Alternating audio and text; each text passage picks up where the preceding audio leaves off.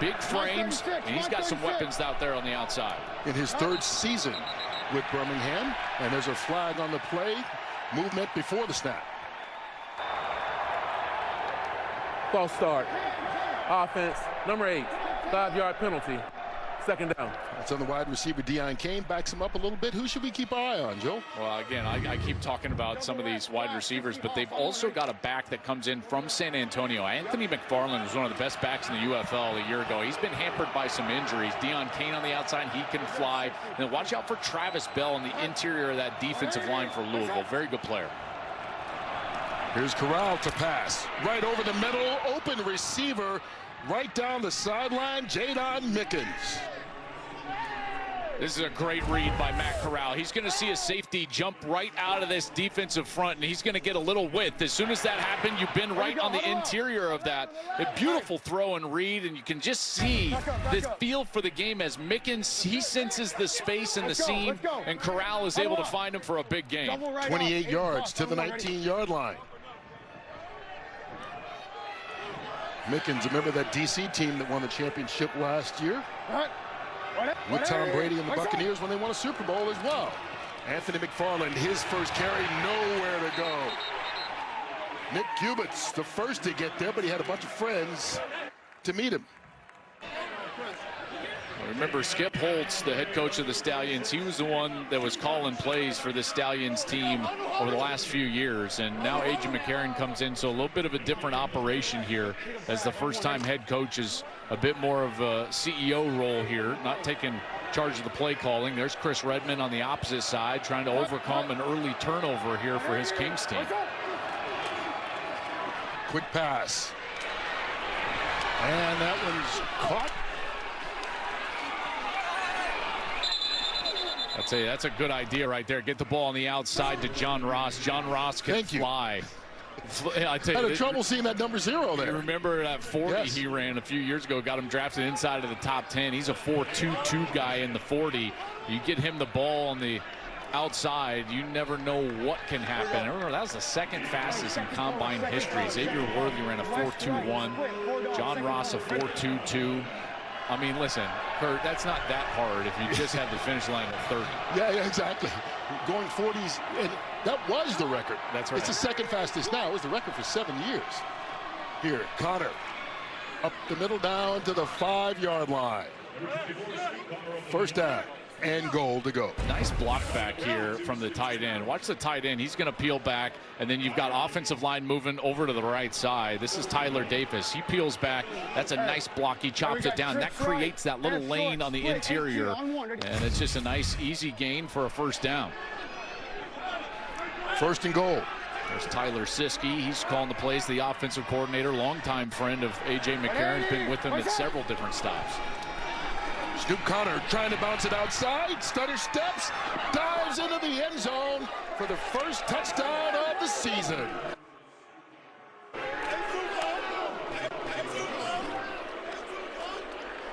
And Birmingham turns the turnover into points. That's exactly what you got to do, and that's what good teams do, is that they take advantage. First of all, this was a great little motion. They bring the motion down, and what that does is it brings the defense inside. Now look, there's nobody out there. They're in man coverage, so the corner is just trying to defend the wide receiver. That's a great deep route. He takes him to the back of the end zone. Nobody on the outside, and there's the leap. Snoop Connor is able to get right inside that pylon for a touchdown. Great series here for Birmingham to open things up after the turnover.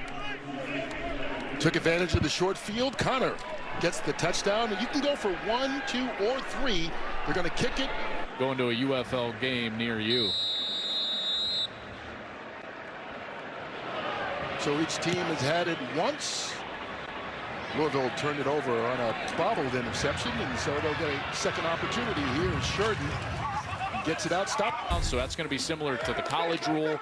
So just a few little quirks and changes to what we've got. But again, that no punt rule after crossing the 50, Kurt, that one's going to be a big one. They're on first down. They get it back out, and that's Davidson catches it this time. And the big tight end lowers the shoulder, maybe a little aggression after knowing he had the mistake on that opening possession. I was going to say, go right back to him. And Jake, as a former tight end, you got to love the opportunity to go right back out there and get a catch after that drop led to an interception. Yeah, and it's a good scheme there, too. They emphasize the run there on the first drive, get into play action, get the quarterback being out in space. Easy catch to get settled in after that drop on the first drive. 16-yard gain. Good way to start drive number 2. Third. Back. Blue 88. Blue 88. Blitz. Sheridan There you go. picks up 4 yards on the run. So, Kurt, I want to start focusing now on that rule, because here we are. We're about to cross the 50-yard line, you know, and this is where it becomes very difficult. You pick up a couple of yards, and you've got third down across the 50-yard line, and you start thinking about, okay, well, now I've got 2 downs to potentially move the chains. It's just going to completely change, in particular from the offensive coordinator's perspective, the way that he selects plays. It's forced 4-down territory basically once you cross the 50, which they do on that, but they get a first down. Lucky Jackson to the 45 of Birmingham. 7 yards on the pickup. Good rhythm here. Jason Bean is able to just pick out a little area of the field right over here on the right side, and he works through his progression. Then he gets to his man. He's got a little bit of space, and he's able to give him a dart right on the frame. All you quarterbacks out there, you're throwing the ball intermediate or short over the middle of the field. That ball's got to be on the frame of the wide receiver. That's an accurate throw and a first down for this Louisville team. Hey, Roy Flex, 76 Scat Scorpion on 1. Ready? Chris Redmond looking for his first touchdown as a head coach. Hey, 21. Third. Blue 88. Blue 88. Little side-on pass to Jackson. And Jackson fights through the hole and picks up 9 yards. Good run after the catch by Lucky Jackson. Flip 2-6. Flip 2-6. That's a number on his wristband, which he's got on his belt. Now he's reading Flip the play. 2-6. Lead wing zip 13 double on 1. Ready? Super right. He's got that play sheet on his belt. It's a receiver. It's a tight end. It's a tight end. Third. He's going back. Blue 88. Blue 88. 2nd and 1. Sheridan stopped at the line of scrimmage. No gain. Good play by Deontay Johnson, who's got his name called a couple times. For interception on that first possession, and now that tackle for no gain. Yeah, really good job. He just stepped right inside of that block. They had 3 tight ends on the field right there, and they're trying to run the football, get big in personnel, get all those tight ends in there. But Johnson did a great job just stepping inside, getting into the backfield, and bringing down the ball carrier. Blue 88.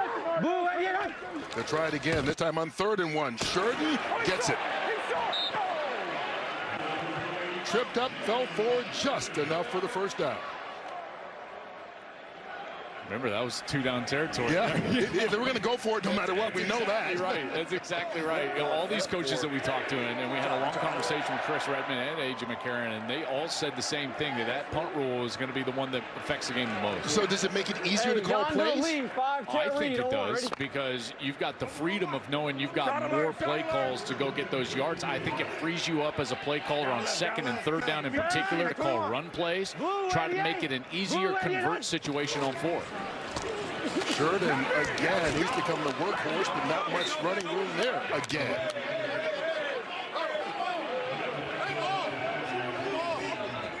One side.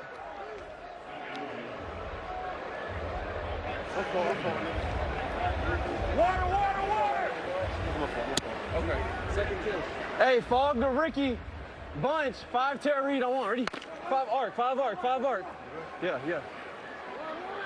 I hear read, I immediately think quarterback run, some sort of read and an arc block. That means that they're trying to keep it for the quarterback and arc the block around for the 2nd level. That's what it seems to me. Quarterback keeps it. Bean can't get outside. Good open field tackle made by Isaiah Green-May. Usually at the beginning of the season, teams have trouble tackling, not Birmingham. No, and I got to tell you, you called it perfectly, because this is a beautiful job of, see him squeeze down, and it forces that take read from the quarterback. So he thinks that that in-man on the line of scrimmage is squeezing down, so he keeps the football, and yet because he's got parallel shoulders, he doesn't commit his chest to the interior of that formation, he can still get back outside. That is textbook play from an in-man on the line of scrimmage against that quarterback read. Blue 88! Blue 88! On 3rd and long, looking for the 25. Bean up high. Lucky Jackson, is he inbounds? Yes, he is. Remember, only needs 1 foot, Kurt, so he doesn't need to get that 2nd foot down. This is a great throw from Jason Bean. He's got to layer this ball over the defense and get it down inside of that sideline. Beautiful catch. See, there's that right foot. That was down. Left one probably on the sideline. Doesn't matter. Gets the one down after controlling that ball. That is some great execution from Lucky Jackson along the sideline. 22 yards. Here we go, here we go. It's a blue. 10th play of this drive. Bean fighting for the end zone. Jackson, and he gets it. Touchdown, Louisville.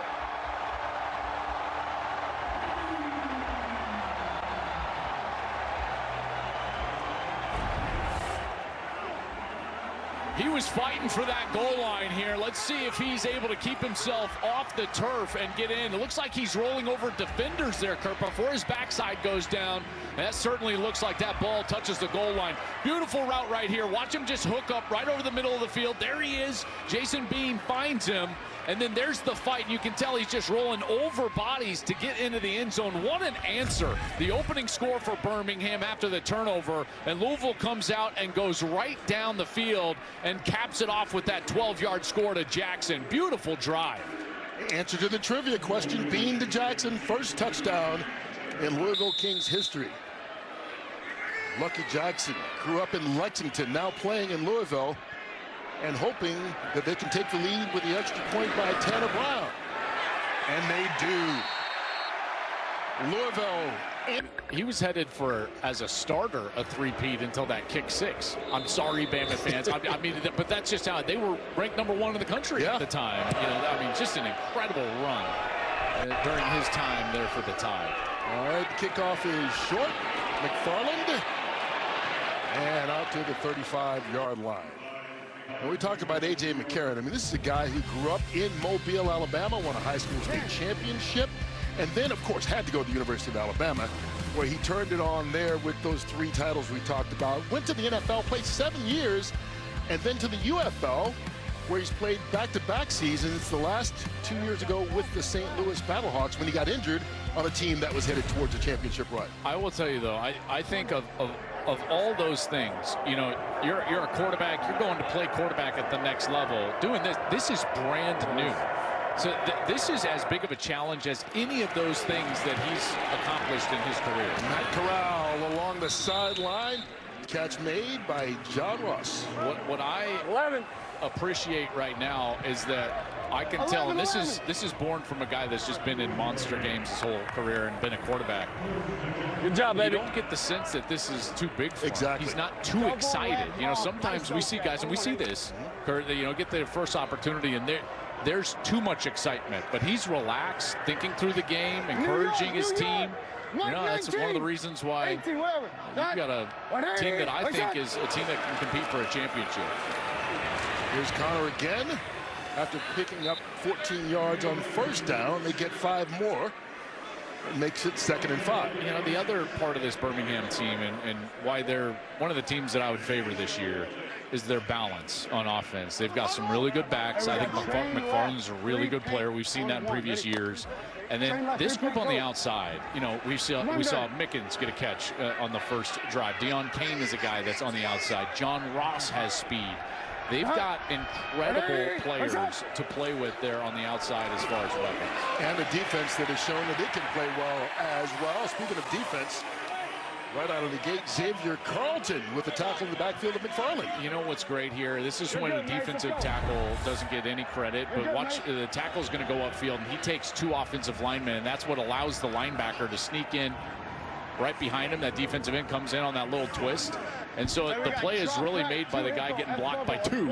And then there's somebody free in there, and they're able to get a tackle for loss. and brings up a big third down. And remember, they're across the 50 here, so a couple of downs here to get the first. See, there's a run play. See, this is what's going to be different. Okay, so now you're just trying to pick up a couple of yards so that on your conversion down, you've just got a shorter distance. And here it goes. They're going to say 4th and now 4, but that's what they were trying to do with that run play. Buzz right close. Toy, 50 shuttle line. On 1, ready?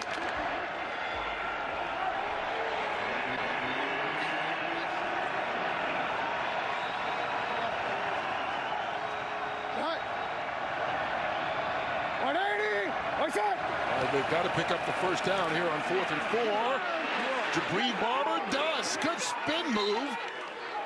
It looked like he was going to be stopped for a second there, DeAndre Prince, but he just spun his head rolling in the first quarter. A bobbled interception, the only difference in this game so far. But Louisville answered that and come back to take the lead. Has come back to take the lead as Birmingham tries to answer, and that's an incompletion intended for Deion Kane. Just thrown behind him there. You know, if Matt Corral just waits on Kane to cross what I would call the ball, all the way get across the formation, then they're going to have something right there. Just a little too eager to get the ball outside. Ohio hitch is on 1, ready? Team it. All right. 180. What's up? Blitz coming. Picked up. And that's to the tight end. And Thomas fights. Stepped out of bounds along the way. I love 11 in the huddle. Trough left, 4 stutter, F bubble. Trough left, 4 stutter, F bubble. Let's go, huddle up. Hey, look alive, receivers. We got trough left, same 4 stutter, F bubble. On 1, ready? Well, that stutter, watch out for a double move, a little stutter route right now. Maybe all of them doing that. Pick your best matchup. He's got bump coverage there on the left side.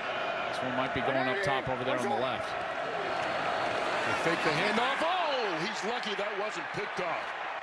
Cam Dantzler right in the way, the former Minnesota Viking, and he swatted it down, forcing a 4th down situation. Moving in the field is a forward pass. It's incomplete. I tell you, this looks a lot like that pick 6 that Miami had against Ohio State in the college football playoff. You know, just trying to throw that bubble on the outside. Man, what a great read by the corner right there, Cameron Dantzler. He gets in there and just bats it away. That's a tough block. Deion Kane is trying to block him, but he's got outside leverage.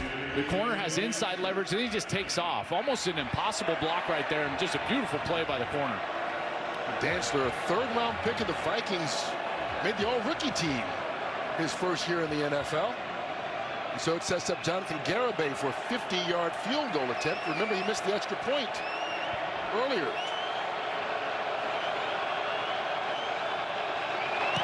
Gets this one up and missed it. That may have been blocked the way that one went fluttering there, but nonetheless, no points. And the special teams unit is 0 for 2 tonight for Birmingham.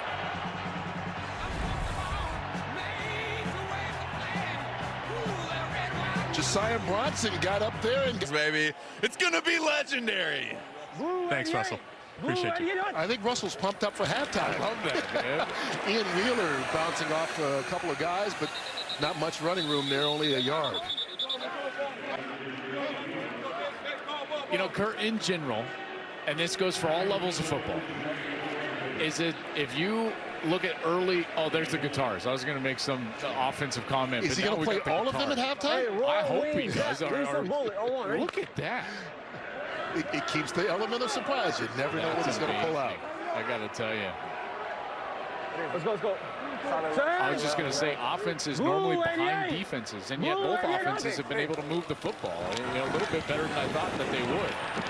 Here's Bean moving the football with his feet, and he's showing that a couple of times tonight. That's his 3rd carry of the ball game, 7 yards on it. I tell you, this is a great read by Jason Bean, because what Birmingham did there, their linebackers, and in particular their Tate Crowder, number 20, as soon as he got a pass read, he turned his back to the quarterback and ran deep into the middle of the field to try to defend a pass route. Well, as a quarterback that can run, you see the back of the defender's head take off, because they're not aware of you as a runner at all. And I'm sure Chris Redmond has been talking to Jason Bean about that add length, and in particular because in these spring leagues, you know, the running quarterback has really done damage. 3rd and 2. That one's thrown too high. And so they're shy of the 50. They can punt if they want. Yeah, I think that you got to punt this. And they are going to punt. He was open there. You know, Jason Bean and Chris Redmond talked about this. He has a tendency to get his arm a little bit low. And there are times, in particular on those short routes on the outside, because his elbow is low. I know this is all technical jargon, but you get that low elbow, and the ball's going to float and go high on you. You got to get on top of that ball, get that elbow up. Opportunity to impact the game between the lines, but you've got all the ability to impact the game outside of the lines, you know, so it's just a totally different role. I can't imagine what he's going through. Here's Matt Corral. That one is thrown high and eventually hauled in by his tight end, Tyler Davis. Well, this defense now has an opportunity here. Ball all the way near the 20-yard line. Jamie Sharper is the defense coordinator for this Louisville group. He's been coaching for the last 10 years, all levels. He was the linebackers coach last year with the DC Defenders. They won the championship. I think his spring experience has been really invaluable for Chris Redmond, being a first-time head coach in this league and just in general. So Jamie Sharper comes in. He's been DC and played for some really good defensive coordinators. Marvin Lewis in Baltimore, Vic Fangio in Houston. So he's been with some good ones. Connor takes the handoff, picks up 4 yards on the run. You talk about Sharper, familiarity helps, certainly. He and Redmond were teammates on that Baltimore team. That's right. You know, he played 9 seasons in the NFL, won the Super Bowl with Redmond there in Baltimore in 2000. Led the NFL in tackles, by the way, in 2003. Oh, he was a heck of a player. With Houston. He had 166 tackles that year. That's wild. Needs his defense to get a nice tackle here on 3rd and 5. Quick pass. Caught. That's Jadon Mickens. He gets the first down for the Stallions. I love this concept. Watch him use the big body of Jordan Thomas. So here's Jordan Thomas, and he's just going to run a clear out right here. Okay, so he's going to clear out, and then you got Mickens right behind him, and he just kind of sets up right there. You see, it's almost like a float route. He's just going to find the space. Corral is able to find him, and then it's an easy first down for the Stallions. Really good concept. Soko.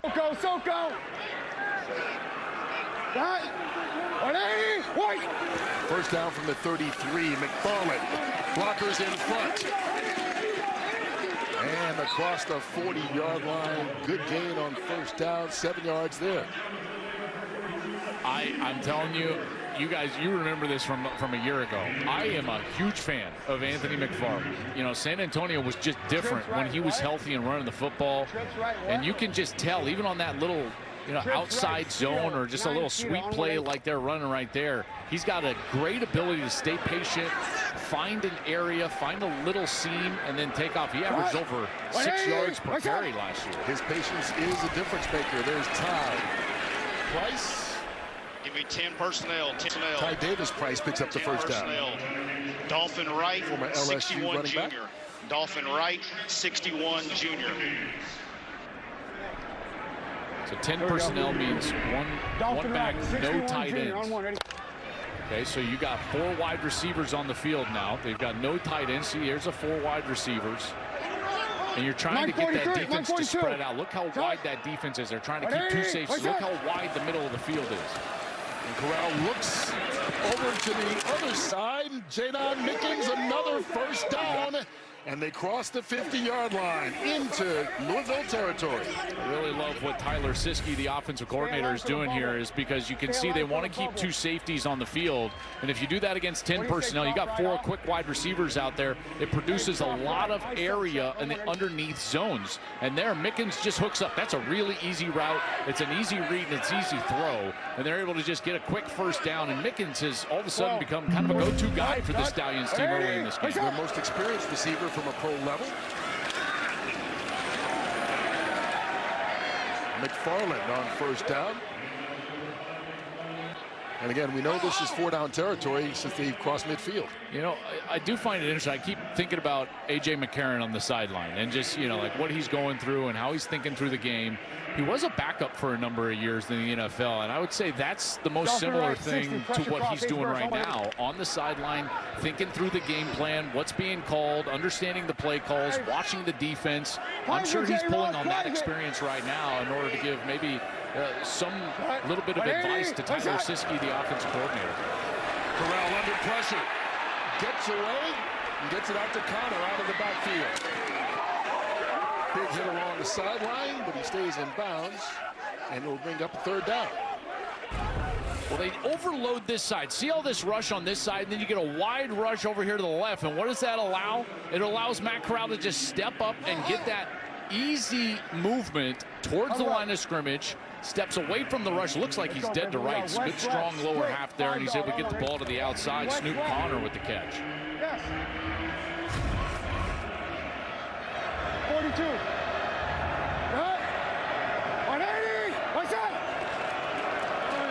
Connor with the carry and the first and more. Stephon Danzer forced out of bounds eventually, but another big gain for Connor and this offense, 19 yards. Tell you, that offensive line doing some work, just like their head coach asked. Look at these blocks up front. Beautiful block there by the tight end. Look at that line of scrimmage moving. All of those white jerseys moving down the field. That's an easy run for Snoop Connor, and they're certainly winning the line of scrimmage. Makes it easy as a play caller, easy as a running back. Pick up all those yards. Dummy, ready? Play number 10 on this drive. From the 15. Orlando, sack. Davis Price cuts it back inside the 10. 6-yard pickup, and here we go. Second down. Stay in 12. We're going right. Z-Jet, 8 Cheetah. West right, Z-Jet, 8 Cheetah. Go west right, Z-Jet split, 8 Cheetah. West right, Z-Jet split, 8 Cheetah. West right, Z-Jet split, 8 Cheetah. On one, ready? Tyler Siskey is quick with these calls. I was thinking the same thing. We've seen confident coordinators for both teams. Yeah, you bet. But he had his mind made up, knew what he wanted to do right away. Gives his quarterback time. McFarland caught in the backfield. Could not get around the edge. Did his best, but Daniel Griesiak was the first to get him. Loss of 3. This is a beautiful job on the edge by Griesiak, because watch, if you're the end man on the line of scrimmage, you've got to produce a hard edge. You can't allow anything to get outside of you. Keeps his outside arm free. Now all that defense can help flow. That's a beautiful job. I tell you, Daniel Griesiak played his college ball at Cincy. He's making his mark on this game right now.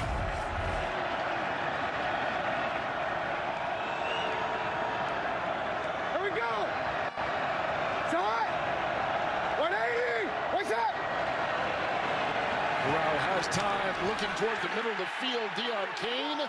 There's some contact, but no flags on the play as Jaheim Thomas was there in coverage. Well, what do you do now? It's 4th and 8. You'd love to just be able to kick it, but I tell you, that kicking game has not looked good. They've missed an extra point. They got the 50-yard field goal blocked, and I'll be honest, that 50-yard field goal, Kurt, I mean, that could have been blocked by some helmets. That was not very high off the ground. So this is going to be a bit of adventure here, even on a shorter attempt. And this one will be officially from 31 yards away. We'll see if Garibay can get it through the uprights for the first time tonight. He was in the UFL 2 seasons ago with Dallas, out of football last year, and trying to earn a full season here. There we go. He gets the points. Success, young man. And it's going to be that way. It's a long game. Just keep grinding. You're working the officials. What was the conversation with some of the sideline officials here? Well, I just thought he had early contact, played through his back right there, but it's part of it. It's the game. Thanks, AJ. All right, A.J. McCarron's team has a lead right now as Jaden Sheridan gives Louisville good field position to start this drive right at the 40-yard line. I want to know what AJ's former college head coach would think about him doing an interview mid-game. Roy Wings it, Rainbow Dynamite. Can you imagine? Can you imagine Nick Saban doing an interview mid-game? It was hard to imagine him doing interviews post-game sometimes. Well, first the DB ran right through his back, all right? He has learned a lot, and he credits Nick Saban, of course, for a lot of his philosophy. Absolutely. Why not? I mean, he was the greatest ever. man. I hope you watch them, man. They're dirty. They're real dirty. The guy's talking about the Kentucky. They're talking horse racing here. That's what happens when you're in Louisville, right? No matter what time of year. Here it is, the Kings. Blue right here. Starting this possession here, Jason Bean rolling. Going downfield, kept his eyes downfield, but just threw it a little bit too far, incomplete. Intended for Isaiah Winstead. I think his wide receivers actually hit each other down the field. They're trying to run a big over route and get a big completion. But watch right here. Here's a wide receiver, and they're just going to collide right there. And as soon as you see that as a quarterback, you're like, uh-oh, I better get out of there. You can tell he's got nowhere to go and basically just threw the ball away. That was Caden Prather and Isaiah Winstead that collided down the field. So the incompletion brings up second down. Set. Blue 88. Blue 88. Bean to the air again. Quicker pass and no man's land there. A little confusion with Trey McKinney, his tight end. He looked over his left shoulder. Ball came the other way. I tell you, I mean, he's open as a quarterback. You're like, just turn your head around because he has him right down the seam. Watch this. He makes the correct read, and the tight end just doesn't locate the football. You're trying to put it right there on top of his head, layer that ball in there. It looks like it's an overthrow, but the tight end's not even looking right now. Got to go up to Trey McKinney and just say, hey, my man, I'm trying to get you a catch. So any inefficiency we've seen by this Louisville offense is in courtesy of the tight end. Davidson with the bobble that turned into the interception, and then that missed one by McKinney. Bean wide open this time. No problem hooking up with the wide receiver. Instead, he finds Caden Prather. 18 yards, pardon me, on the first down. This is a good job of him just settling down in that hole. You see how he just kind of starts to float because they're running a pressure. They're blitzing the corner. They're trying to rotate around him, and he understands that there's a soft spot with the safety rotating over the top. And they snap it quickly, going over the top. Contact, no flag. Man, I thought that they were going to get an offensive call there. Lucky Jackson looked like he just tackled the defensive back. Both teams, all three timeouts left, and you take a look, the clock rules change. That's right. Just think about the way the clock operates in college football, where first downs will stop the clock until they set the chains. So all of those things make it a lot easier to move the football down the field. Bean has time, going deep over the middle. Incomplete. Pass intended for Tariq Black, with good coverage there by Birmingham. That is an incredible throw, and that was almost a great catch by Tariq Black. But watch Trey Norwood, number 21. He comes in and just makes the hit, clean hit, shoulder first, and knocks that ball loose. And Stephen Gilmore was step for step, that right arm right in there as Black was trying to catch the football. Tell you what, that is great coverage, but what a throw. I mean, that was on the money. About as good a throw as you can have for an incompletion. Here we go. Salute. Go. Handoff taken by Snell. All right. Fourth down, what do you do? Well, you can punt it inside of 2 minutes. I don't think that you punt it here, though. 4th and 4, this field position. I think it's probably time. I mean, I would have thought about a timeout there and talk about it. Z drop, Olay burst. I want ready. But they're going to go for it. 76. Let's go. Let's go. Go. Set. Blue 88. Blue 88. They need the 32. Bean. 4-man rush. Up top, he's got a man. Winstead. First down and goal, Louisville.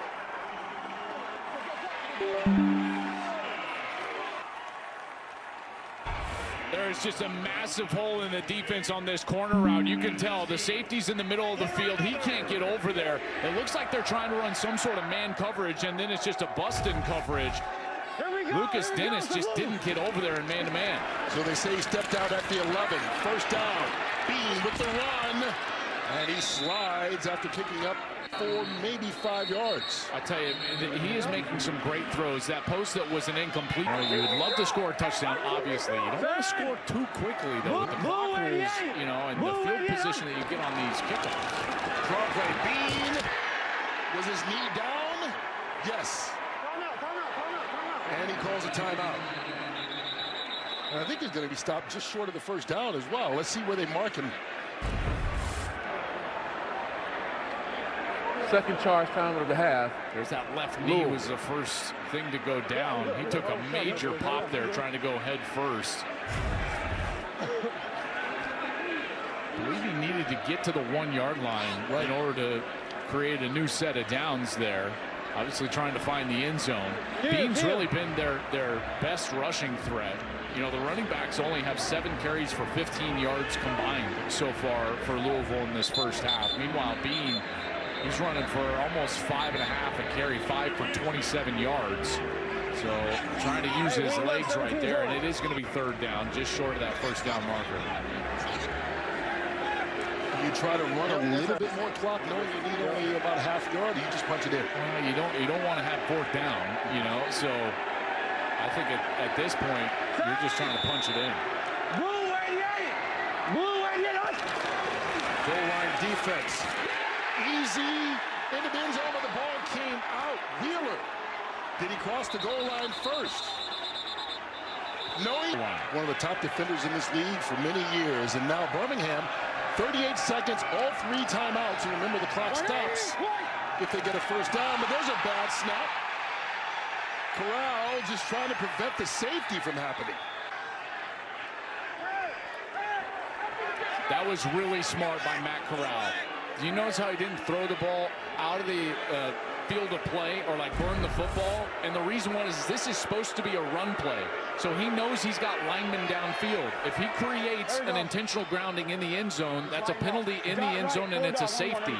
So he throws the ball at the feet of an intended receiver, which is legal. It's behind the line of scrimmage and you don't get that penalty right there. That's a subtle play, but a really smart play by the quarterback. And here is the handoff, Snoop Connor.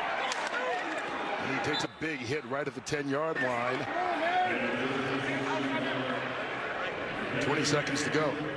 And even with 3 timeouts, you can tell Birmingham in this field position is just itching to get into the locker room here at halftime with a 2-point lead. I'm surprised that Chris Redmond hasn't called the timeout just to force them to snap the football here, maybe get to a 4th down, force them to punt it away. And get the ball back one more time. Yeah, so they're just and maybe even go for, depending on field position, you could go for a 4-point field goal or a big bomb.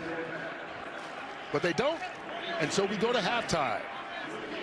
An entertaining first half it has been. Birmingham taking advantage of a couple of turnovers. And they lead it 9-7 in A.J. McCarron's first game as a head coach. And so far this game, we've seen offense, defense, a little bit of everything. As this season opener here in the 2026 UFL campaign is officially 2 quarters in. And we saw some points left on the board. Both teams, you had the missed extra point, the blocked field goal for Birmingham, and then the fumble on the 1 there for Louisville at the end of the half. Let's get it to Jake. All right, Coach, obviously a tough end of the half there with the fumble. How do you guys survive that momentum swing? We'll be okay. It was a great drive. They got down there, but you got to take care of the ball, especially in a big game like this. You got to ball that. You know, we had a great play called, and that's what it is. You know, we had 2 turnovers in the first half, and not getting a lot of pressure on defense on the quarterback. So we'll fix it. We're going to make some corrections. We'll be right back out. We knew that we were going to learn a lot about your team here in the first game. How would you assess the overall performance? This is not how we've been practicing lately, so we're really disappointed. It might play into the strategy from a wind perspective. You know, the wind is behind them right now, 15-20. And when you start talking about that 4-point field goal, you know, I think these coaches might think about it late in the game, going this direction left to right. Anthony McFarland stopped at about the 26-yard line. And so that's where Matt Corral and company will begin the 3rd quarter. All right, so again, it starts with the balance. You see Snoop Connor, 7 rushes, 45 yards. He's been good. Jaden Mickens on the outside. That's been, I think, largely the most comfortable target for Matt Corral. He's got 3 catches for 49. Turf right, wide short, split, 8 cheetah on 1. Ready? Their ability to run the football has allowed Corral to stay out of obvious passing situations and allowed them to keep their offensive line in a position where they're not having to really just set and pass block in 3rd and long. Want to hand it off on 1st down. Anthony McFarland through a hole.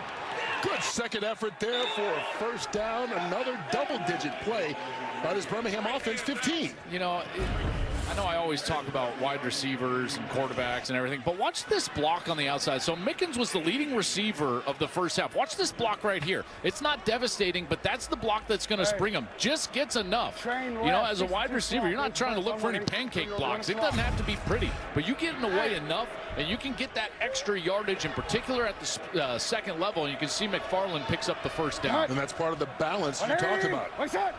Here comes the blitz. It is picked up, Corral through the hands of Ross, and Justin Ross missed a catch that would have been another double-digit game. Yeah, he sure did.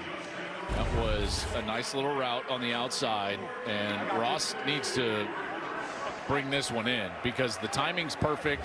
The ball is just right there on his face mask, and Corral, you can tell he wanted to let that one go just a bit sooner, and there it is. Got to be caught. Lock 4 dogs. United. 4 dogs. 4 dogs.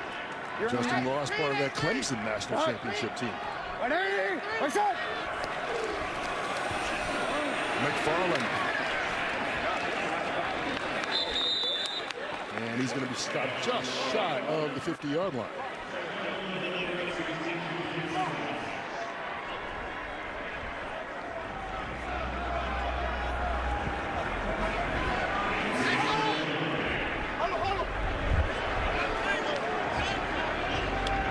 Train right, no, yeah. 361, Ohio, on one. They've had a lot of success with those clear-out routes. You know, get into a bunch set, run the guys off, and then go into the flat from there. I wonder if they go back to that. Looking to the right, Jadon Mickens, he gets the first. And they cross midfield. Well, it's similar. They don't do it out of a bunch route, but this is Ohio, so you've got a go route right here and an out route from the inside, and you just read that inside defender. That's a lot of space being given up by the slot corner, and an easy catch for Mickens. And again, Mickens has just become kind of the focal point of this passing attack. Why not when you can make catches like that? We saw the big block on this drive as well, proving his versatility. Cut. 180. What's that? Here comes pressure, and it's handed off. Snoop Conner bottled up right at the line of scrimmage. No gain on the play. Jaheim Thomas, the first man there. Okay, so if you're just joining us, new rules in the UFL this year where you cannot punt the football once you cross the 50-yard line. So here on 2nd and 10, that just presents a different set of downs here for the offensive play caller, for the defense. You can tell it's cold here tonight. Look at A.J. McCarron. You see his bottom lip shivering a little bit? Yeah, that's why he's got the big coat on over there. I tell you what, once a quarterback, always a quarterback, Kurt. I'm just telling you, we're soft individuals. I was going to say, at least you admit it. 180. What's that? Jadon Mickens. And he stopped in the backfield, and that's a big tackle made by Xavier Carlton, because they crossed the 50. Even if you get back beyond the 50, you still have to go for it. That's right. So this does not count as a ball that's on the other side of 50. So they are in a must-go-for-it situation. They cannot punt the football here. And this is where the rule is going to... It hasn't really applied yet during this game, but here it's definitely going to apply. You've got 3rd and long. You've got to get at least half of this back so that you can possibly convert on 4th down. Again, they have to go for the next down here on 4th. They cannot punt this football away. What's that? From the shotgun, Corral gets it all and more, all the way to the 30-yard line, and there's that man, Jadon Mickens. I tell you, how is Mickens so open all the time? I tell you, he's the most reliable guy they've got right now on the offense, and he's just going to wait and wait and wait, and then all of a sudden the middle of that field is going to pop wide open. Look, he goes one place, pumps one time, and then there's Mickens, finds that hole and settles down. You can tell this Louisville defense is just frustrated. They had him in the perfect position, had to go for it. It's 3rd and forever. And they're able to pick up the first down. 3rd and 16, they gain 22. Snoop Conner fighting his way for 6 yards. And we talked about Mickens. And Obviously, his numbers don't include the big block that was key on this drive. You see the number 70 yards receiving on 6 catches. Yeah, and he's been reliable. You know, he's been Johnny on the spot. And again, they've utilized those little clear out routes and gotten to the flat with the slot receiver quite a bit. This Louisville defense wants to play with 2 safeties back. And when that happens, there's just more underneath room, in particular for the slot receivers. And that's what they're taking advantage of. Mickens a long-time NFL player. Showing his experience tonight. Corral keeps it and dumps it off. Justin Ross. Flag on the play. Ross fighting his way down inside the 5. Let's see what this penalty marker's about.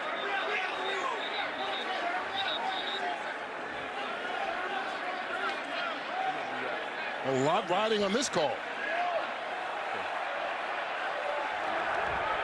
Holding.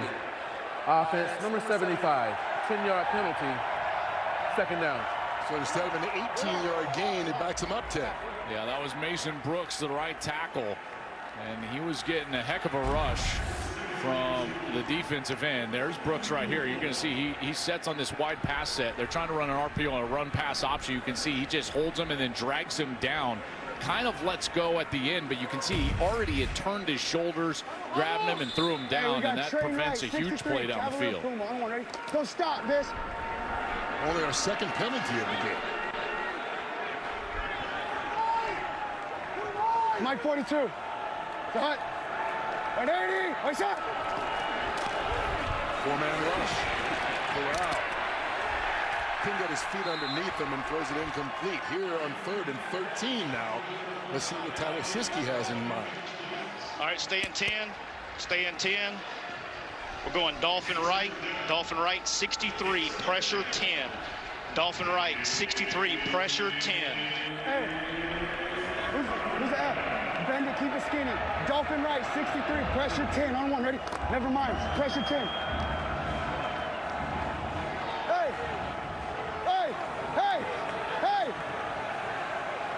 Here we go. Shot. 180. What's that? Remember, they have to go for it on 4th down no matter what.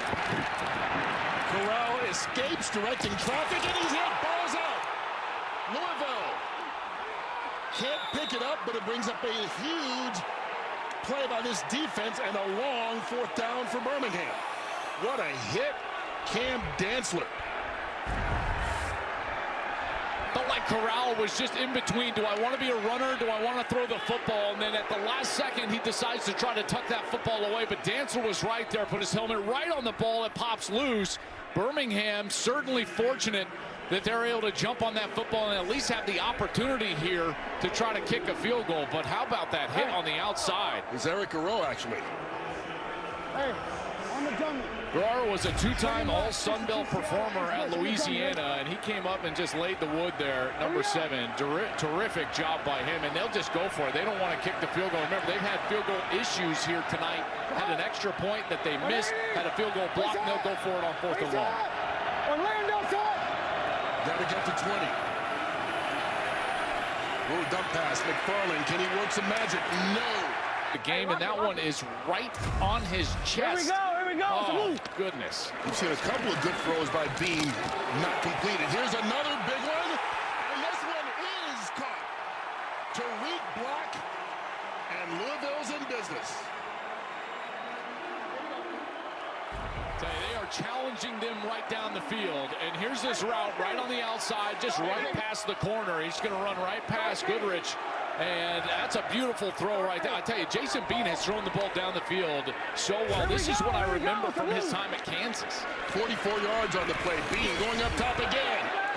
Instead, and it's incomplete. Man, he has been on the mark several times tonight. Well, Winston just stopped on that one. Yeah. I mean, he throws a beautiful one to Davidson. Davidson just drops it. Apparently, there's no handles on the football. This one is just perfect right there. Tariq Black, big body guy, 6'2", 213 pounds. Nice route. Trey Norwood, the free safety, just couldn't get it over there in time. And Chris Redmond is loving it, coming out here being aggressive in the second half. Benny Snell. And the former Pittsburgh Steeler fights his way for a gain of 2. They just can't run the football, and I think that's partly why they're trying to take some shots down the field. You know, as opposed to Louisville, Birmingham's defense likes to play with just one safety in the middle of the field, Trey Norwood. We've seen that a couple of times. Makes it very difficult to run the ball because there's just more Birmingham Stallions in the defensive run front than there are blockers. And so because of that, it's difficult to run it. Lucky Jackson is going to be about 3 yards short of that first down mark. When that happens, Kurt, as a quarterback, you've got to understand at some point it's going to be on you. You're going to have to throw the ball to get them out of that defense, and that's exactly what they've done here with a halftime adjustment. There's Corral. He had that little fumble that backed him up. They weren't able to get any points on that drive. But that's what Louisville has done on this drive. They've gotten aggressive and now gotten themselves in a position to potentially take the lead here on this field goal attempt if they can make it. So Tanner Brown will attempt his first field goal in the UFL, 37 yards out. Former Oklahoma State Cowboy.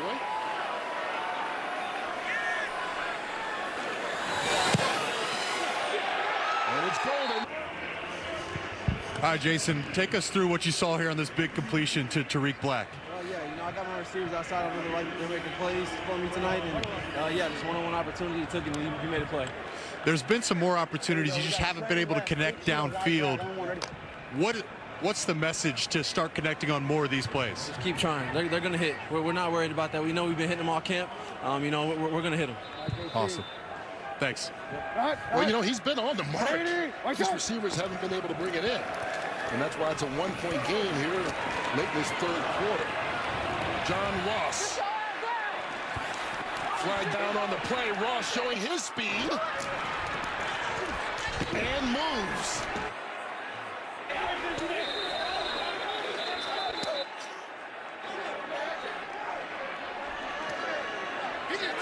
Let's see what the penalty is.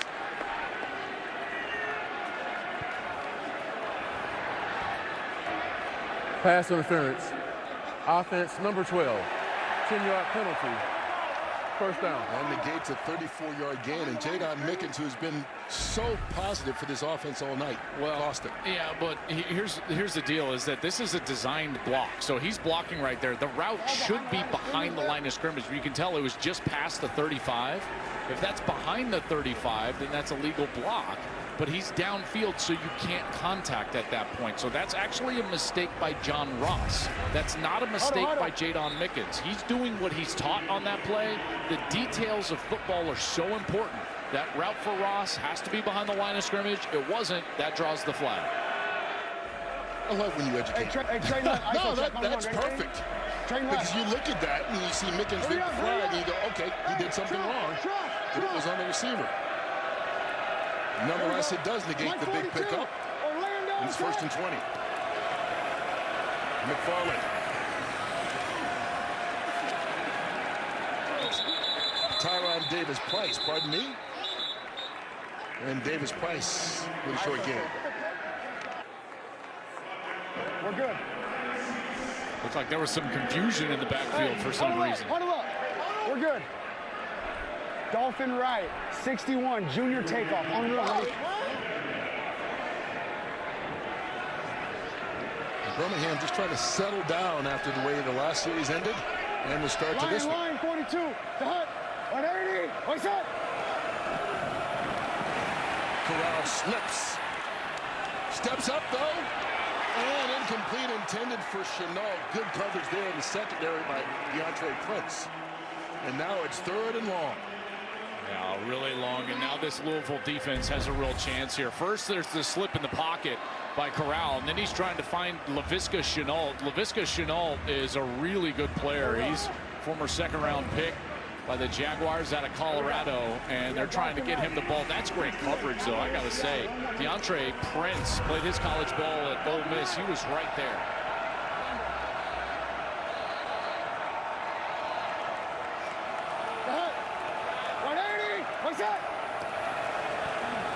Corral slipped again.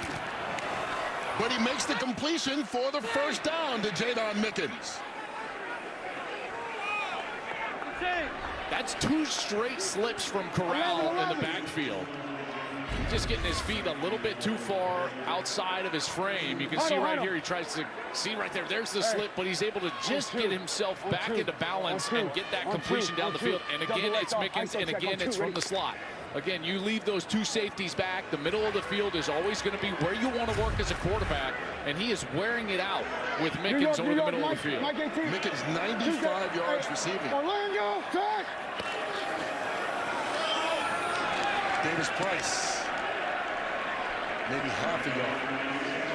All right, here we go. Let's go 11, 11, 11. We're going to go trough left, split, trough left, split, 9 cheetah. Huddle up. Trough left, split, 8 cheetah. On one, ready? It's supposed to be 9 We're cheetah. good, on one. 8 would be to the right. This is that little handoff where they're trying to go over to the right. But look, so there's confusion. 9 cheetah, 9 cheetah. There you go. See, now he's got it. See, this is supposed to go to the left. This is a handoff. He's trying to run the sweep over on this side. And there is the handoff, but Connor stopped in the backfield. Travis Bell blew that one up. Give me 10.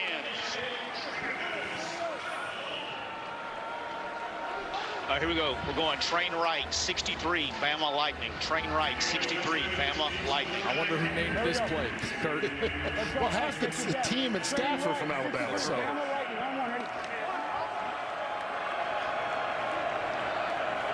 Only quarterback Matt Corral played at Ole Miss, so I don't know if he likes calling this play, maybe. I don't know if he does either. Well, I think Bama Lightning, I think, like, just get it to Devontae Smith. Corral. Jadon Mickens, who else? Falls forward right at that first down marker. Again, wearing out the slot. He's got the matchup. See, he's got the matchup. He's the inside receiver, so he's got a linebacker on him. He can beat him. He's got space. It's a good throw. It's on time, and it's a first down. Last time we saw Mickens last year, he was just tearing it up in the championship game. He had 6 catches for over 100 yards in the championship game last year for DC, and he's come out this year on a new team, and he started out right where he left off. What a game he's had. We talked about his NFL experience, winning a Super Bowl with the Buccaneers. Snoop Connor, and that will be the final play of the third quarter. He's shiny. Yeah, they're really nice. Those look like the maple version, a little harder wood. You know, get that nice crack, get a little backspin out to the left center gap. Oh, speaking of gaps, I tell you, Snoop Connor thought he had a run, but right through the gap, Cam Gill came. Look at those. Those are beautiful, man. You got the Fox Sports, the UFL, it's the Louisville Kings. You got the Stallions bat. Oh, one for each team. Yeah, I tell you what, that's good stuff. Can that go in your display case? I would love that. That would be amazing. What's the most home runs you hit in the season when you were playing minor league ball? Oh, you know, Kurt, I don't want to talk about that so much. You were singles hitter? Is that it? I believe it was 2. Okay, that's 2 more than I've hit. Yeah. Flag. Out of bounds, incomplete. Deion Kane, who was their leading receiver last year, hasn't caught a pass tonight, and I don't think that one's going to count, but looks like Louisville may have jumped off sides defensively. Outside. Number 46 in the neutral zone at the snap. 5-yard penalty. Third down. And it was Cam Gill, first penalty of the night for Louisville. Kurt, that play in its entirety encapsulates my professional baseball career. It was an offside and a throw complete out of bounds. Just not quite. We got west left, Z-Jet, split. Like I said, it's 2 more homers than the minor leagues that I had. You know? So be proud of yourself. You know what, though? It led you to here. Had you been a successful baseball player, made $100 million, you wouldn't be doing this right now. That's right. Who wants that? There we go. Snoop Connor doesn't want any of that. Cam Dantzler once again coming right through the gap, and this Louisville defense standing tall. Yeah, and this is a big loss right here because I think that they're right on the outside of possible field goal range, but now they're across the 50. They're outside of the 40-yard line. I don't think that they've got the range here. I would assume that this is a go-for-it type of territory, and I think they are going to give them forward progress across the 40-yard line, so the ball's going to be snapped at the 38. And so they will go for it. 4th and 5.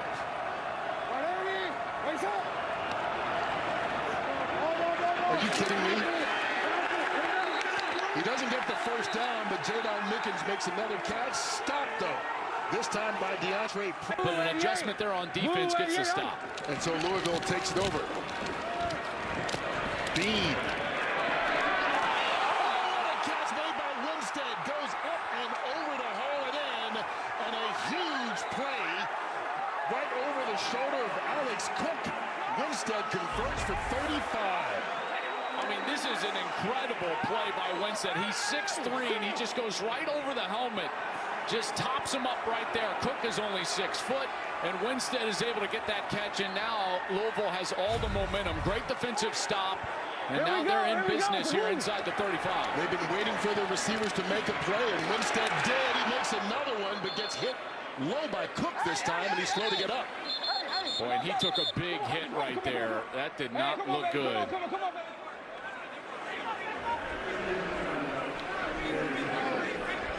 Well, you could see Cook was one of the first guys to signal to the sidelines to come out. We'll take a quick injury timeout. Productive receiver. Blue 88.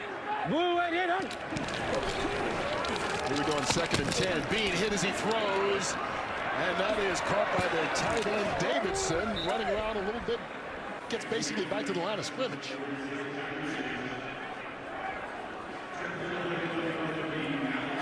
You know, somewhere a coach on the headset is saying, that's the one you catch? Right. I mean, you look at the numbers for Bean tonight, 11 of 21, so barely 50%. But he's played so much better, just hasn't had help. Yeah, I mean, there's been a few drops. He's thrown the ball really well down the field. You know what? His last year in college, the only guy that had a better yards per attempt down the field was Jaden Daniels, who was the Heisman Trophy winner at LSU. That's how good he was at Kansas, throwing the ball down the field. And I believe that they had to take a timeout there as that play clock was dwindling down. Let's see what advice he gets from Chris Redmond. Hey, yeah, barely. And go for it on 4th. You said they were asking if we had 2 downs or not. That's what it we got 2 downs right here. Yeah. Let's run Gold Rush. What do you think? Hell yeah. Hey, let's run Gold Rush. What number? Give me the number. 101. Hey, push up. Hey, here we go. Huddle. Hurry. 11. Gold rush. Hold on. I got you. Roy Bunch. Hey, Roy Bunch, 76 gold rush on. Ready? Dig. Able left. Get home, Tay. Get home. You see the numbers, over 200 total yards. Blue 88. And he's pushing for them to go for it on 4th down. Pressure coming. Bean keeping his eye downfield, makes the connection on a 1st down. Ricky Jackson down to the 10-yard line. 1st down, Kings. 21 on the play. That's such a good job of keeping his eyes downfield as he breaks contain. Watch as he takes off. So he's going to take off over the right side, but he's just going to keep his eyes down the field. And then he's got Lucky Jackson right there who just slips behind the defender. Beautiful adjustment by Jackson there. In space, and he just slips behind there and finds the soft spot in the defense, and he's able to get a big completion and get that ball closer to the goal line. Hurry. Lucky Jackson out of Lafayette High School in Lexington, coming back and playing for the Kings. 1st and goal. Bean. Oh, just a little too high for Jackson, incomplete. Boy, Lance Boykin had an opportunity there, number 3. Tips and overthrows from a quarterback. Man, every coach will tell you that's hold your breath time as an offense, because you think those tips and overthrows, they've got a chance to get picked off. This one is overthrown and it's tipped, and there's Boykin almost has a chance at that football. Hey, Roy, and he knows it. See, he knows tips and overthrows. He lets go of that ball and he's thinking to himself, oh my goodness. And so is Redmond. Blue 88. Blue 88. Snell. Gain of just a yard on the play. Yeah, that's a great stop by Trey Norwood here, and This is one of those positions you just feel like holding them to a field goal if you're A.J. McCarron in this Birmingham defense would be a huge win. Hey, Lee, 377 shot dragon on one. Ready?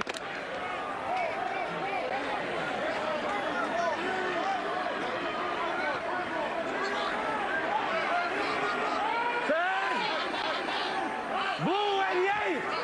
Blue 88! Good pass. And it is caught inside the 5-yard line. Tariq Black with the reception. Are they going to go for it on 4th down? I would think about going for it. I mean, what does a field goal give you? A 4-point lead? I understand that then, a field goal doesn't hurt you. But if you don't get it, you're backing them up inside of the 5-yard line. I think that this is a go for it, personally. That might be aggressive here. But again, you think about worst case scenario. Worst case scenario, Kurt, Birmingham's starting their drive inside of the 5. Your defense is playing really well. This is certainly the safe play, and I'll take a 4-point lead, sure. But boy, an opportunity to punch it in and create a larger margin, that would be a little enticing if I was the head coach here. And you can hear the sellout crowd agreeing with you. They wanted him to go for it. Instead, Tanner Brown. 19 field goals, 48 from extra points. But today it has not been the same for a kicking game. And what that has done for Birmingham, every one of their offensive possessions, except for that one right before the half, has gotten into scoring territory. In fact, you look at this second half, they had 2 drives, 21 plays, 0 points. They just have not finished in the scoring territory, and that's something that A.J. McCarron stressed coming out of halftime, but they have not done a good job of that offensively, getting points out of those long, successful drives. Have not been able to convert. Louisville's played some good defense as well, and that's kept it a close game. Well, underneath. First catch of the night for Deion Kane, but he goes nowhere because he's wrapped up right away by Eric Rowe. 3 yards on the play.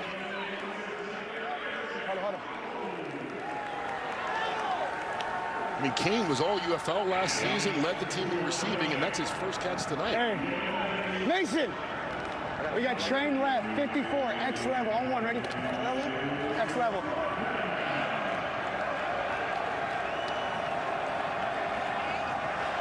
They need him to step up big. 180, what's up?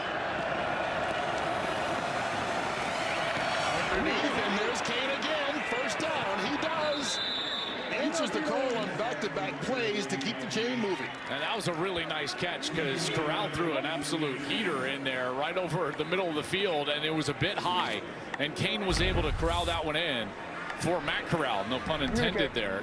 Kane is 6'1". He's a tall wide receiver. He's almost 200 pounds. You can see him just snatch this one out of the air. Really nice catch.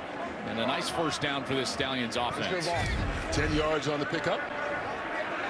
And it's a first down just shy of midfield. McFarland gets it across the 50-yard line.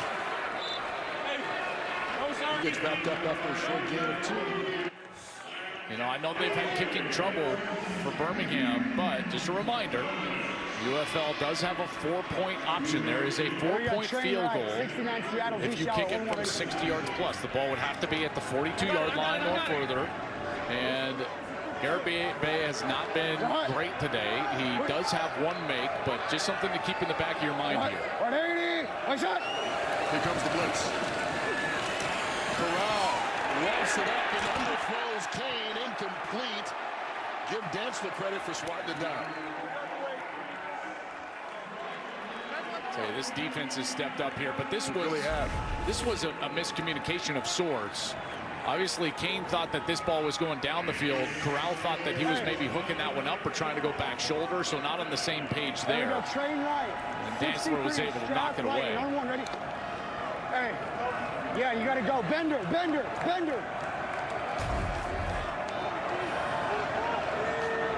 .36.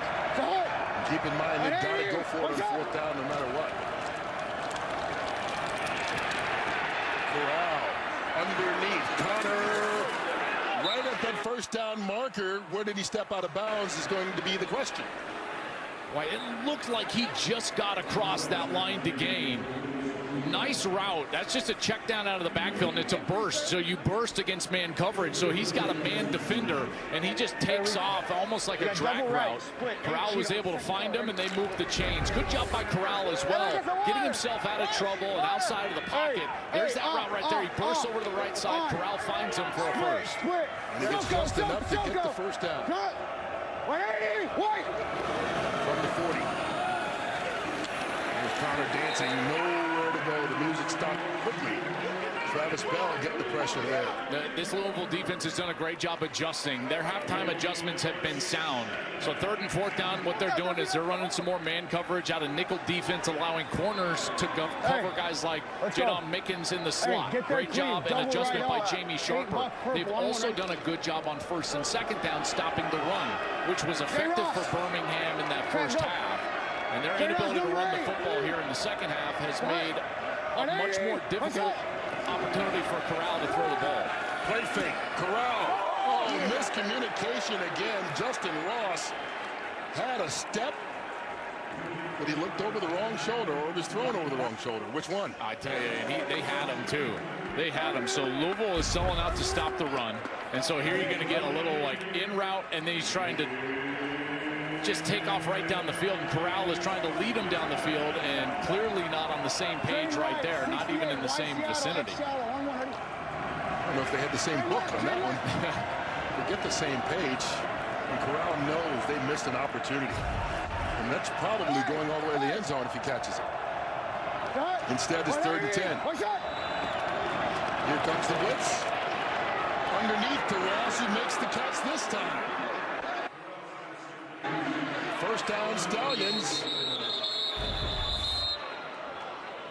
There's an injured Louisville player down on the field as well right now. That is a terrific throw from Matt Corral. Little in-breaking route, 17 yards to Ross. They were not on the same page. They get on the same page for a huge conversion. We will check on the injured King when we come back. Yeah, Kenny Robinson's down. We'll take a timeout. Down here now inside of 3 minutes and 40 seconds. And inside the 25-yard line, down by 4. Corral on the keeper. Boy, he's lost his footing a couple of times, and that cost him yards there. Yeah, it really did. He had a few yards there. But now you just start thinking about the game strategy. Down 4, you know, would you kick a field goal? One, you haven't been that reliable in the kicking game. They missed an extra point, missed a field goal, got that one blocked. They've got 3 timeouts left, and now you're getting now inside of 3 minutes. And now A.J. McCarron's going to have to start thinking about what is his decision if he gets down to a 4th down. Is this going to be a field goal and play for a 2-possession game, or is he going to try to get into the end zone on this series? He doesn't have to make the decision because they pick up the 1st down. Anthony McFarland with the run. Yeah, and as this clock dwindles down, you know, this is where you're starting to be in a situation where this is probably your last chance with the football, or at least that's how you have to play it. There you go. Cross right, 2 delta, S bubble, on 1 ready. AJ's got to communicate that to Tyler Siskey. Now Tyler Siskey's got to communicate that to Matt Corral. Everyone needs to know this is 4-down territory. Pardon me, it's Anthony McFarland. And he gets tripped up just past the line of scrimmage. Cam Dantzler with another tackle. He has been busy in that secondary, and that's good enough to try to get in the win column.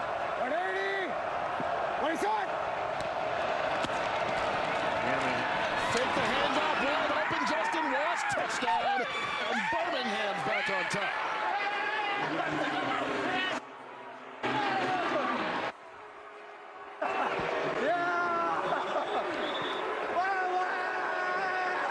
What a great read by Matt Corral. This is an RPO. That means that if this safety comes down into the box, he's going to throw this route right behind him.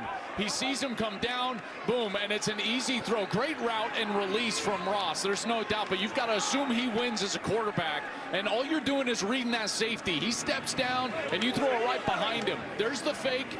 Great ball action in the backfield, and then there's Matt Corral to Ross for the touchdown, and now A.J. McCarron's got to make a decision about what he does here. 1, 2, or 3.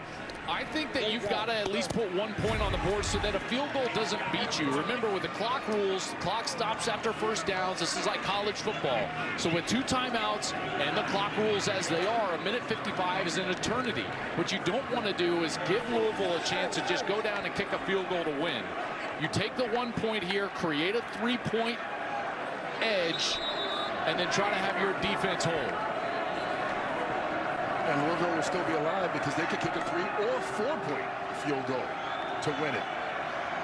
So a lot to be decided if Garibay gets this through. He's missed one. He misses his second. Wow. 2 missed extra points. And they have a couple of timeouts. Just over 2 minutes. And the clock works in their favor. We'll see what they can do. Yeah, it's a lot of time. And in particular with this kickoff. And so we've seen it in the NFL and now in the UFL. You know, they're going to get good field position here. Sheridan. Good return across the 40. Now at midfield. And so Jason Bean and the Kings will start in great territory. He has had a good night. Can it end in a victory? And I think what's been most dangerous are his legs. And Jake, when you think about his legs, I think that's what Birmingham has to focus on, is trying to keep him inside of that pocket.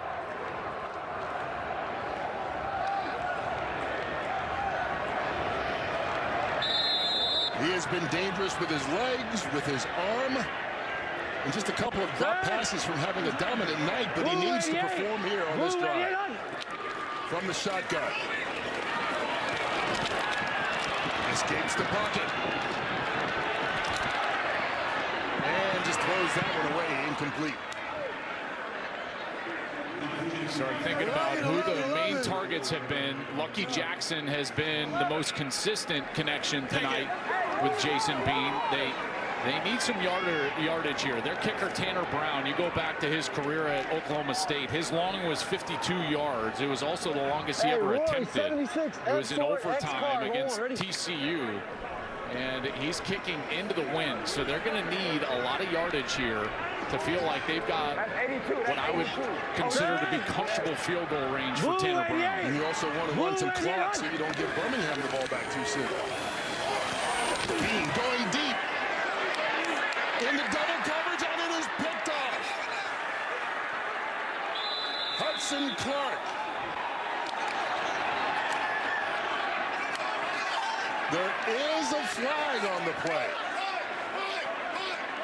Hold on. Holding. Offense, number 71. And it won't matter. That penalty is declined. The result of the play is an interception. First down, Birmingham. Third turnover of the night by this Birmingham defense. Well, here's the hold. This is going to be obvious. You'll see it right away. But then Jason Bean just throws this one with way too much air. Here's the choke hold right here. That's good in MMA, not in UFL. And there's the ball. It's just got way too much air. And Hudson Clark is able to just run under it like it's almost a punt. Trying to go to Tariq Black. Good coverage by Cooper down the field. There's Clark with the pick. You just cannot make that throw. There's lots of time. You've got timeouts in your back pocket. You don't have to go all the way down the field like that.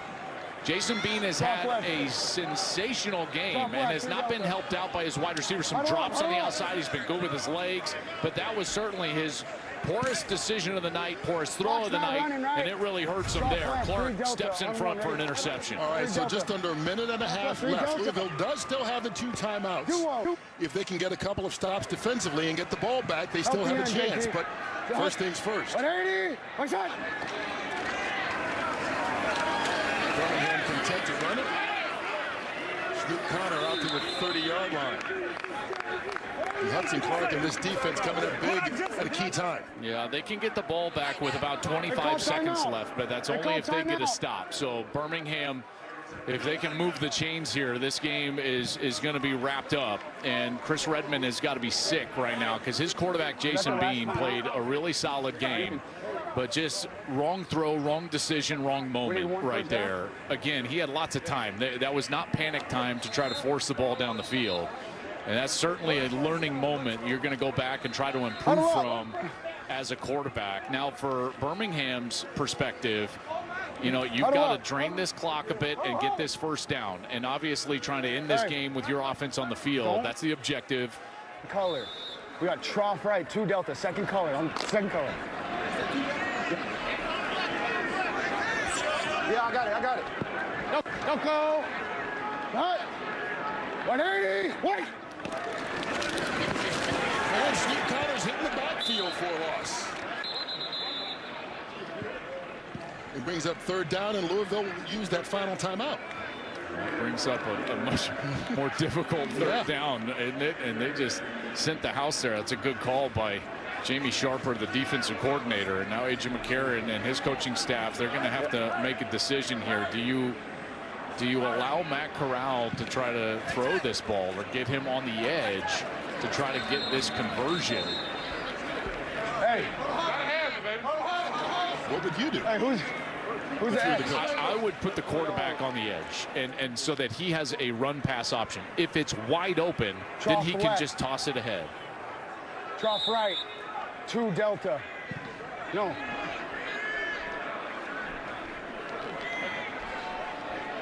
Trough right, split, 4 dog.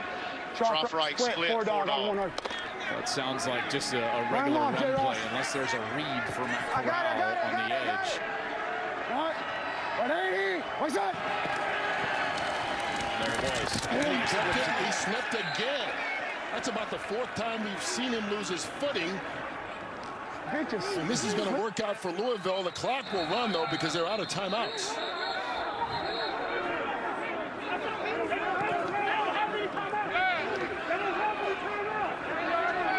Why they stopped the clock right there. Game clock operator, please reset the game clock to 107. Play clock operator, reset the clock to 35 seconds. Both clocks will start on my signal. Okay, I think they had a play clock error right there issue, so they're going to reset the game clock to 107, play clock to 35, and then they'll both run. What are we doing? What are we doing? But this benefits Louisville. Hey, what's going on? What are we doing? It does. Play clock didn't run the when it was supposed to, so we reset both clocks up so that they got the right amount of time on both. Okay. So they'll run all the way down to 25. It's going to go 25? Okay. Yeah. Okay. So. Okay. There was no timeout. Hey, 10. Yeah, so Louisville going to get the ball back, down by 2. And this is the first punt of the night for Birmingham.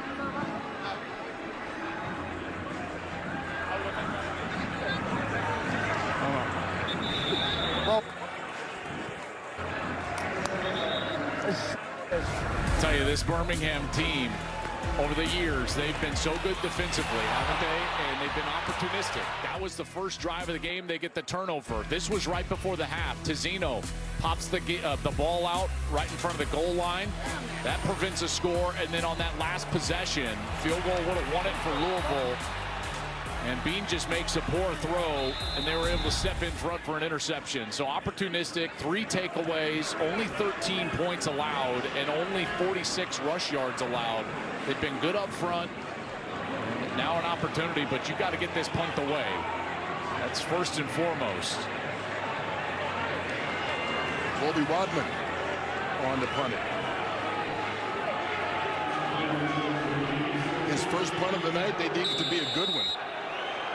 And they need the defense to make one more stop, holding on to a 2-point edge. Clean snap. And that one bounces out of bounds, and it's going to be good field position to start here for Louisville. Only 31 yards on that punt. Okay, so again, you look at the range right now. You look at Tanner Brown. I told you 52 is his career long, going back to his career at Oklahoma State in college. You really need to get that ball to about the 35-yard line, and with the wind as it is, and this is into their face, probably a little bit more than that. So you're looking to get the ball to about the 33, 32 to be on the edge of field goal range. Roy Fleck, 76, Big Ben out. Hey, 76. As about 25 yards or so. Yeah, and as a quarterback here, remember the clock would stop if you get a first down, so you can still work the middle of the field, but only if you throw it past the chains. Other than that, you've got to work outside of the numbers. Down by 2. Blue 88. Bean scrambled, chased, and tripped up. Once again, this Birmingham defense comes up big. Isaiah Green-May with the sack. They're going to be offside if they don't get this. And Birmingham called a timeout because of that. A.J. McCarron had to take a timeout because of the celebration happening with his defensive line. Second charge timeout of the half. Birmingham, 30 seconds and lead. They started taking off the wrong direction in a celebration. See what he does here in a coaching moment. It's not about us, right? The game should be over. It's not about us.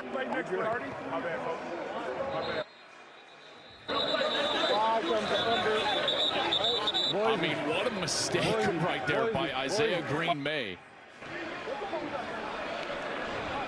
And so Louisville lives for one more play. And by the way, for a first-time head coach, that was a very alert decision to take that timeout right there and not take the penalty, because that would move them obviously 5 yards closer and create an easiar opportunity for Louisville. So this most likely the final play of the game unless it's a defensive penalty.